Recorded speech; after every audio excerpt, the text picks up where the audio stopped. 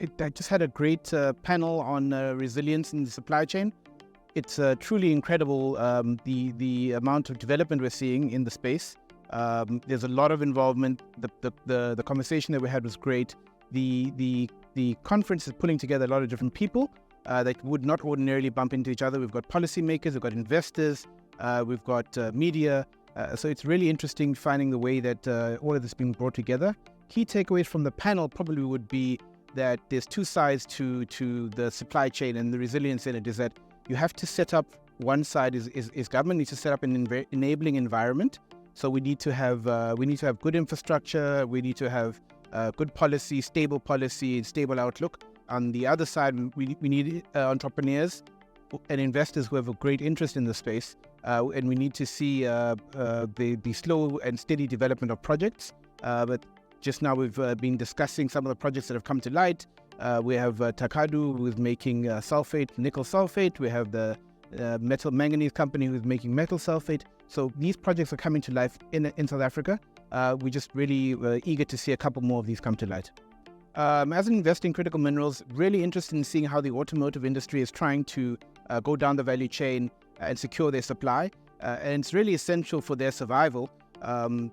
Unlike previous years or previous centuries, the survival of these industries is not dependent on oil, it's now dependent on critical minerals. You could expect the same kind of rush for critical minerals as you could expect for oil. So it's very useful for us as entrepreneurs and investors in the space to be linked up at the conference with some of these automotive industries associations who are looking to find ways to secure their supply.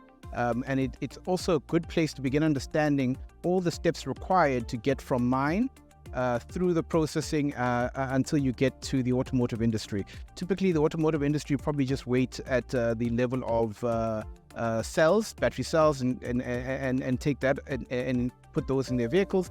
Now they're coming down the chain. Instead of just cells, they're looking at cathode active material. They're looking at precursors for the cathode active material. They're looking at getting involved in the sulfate production, which is where we're trying to get involved in. So it's very interesting, and it's been a good discussion.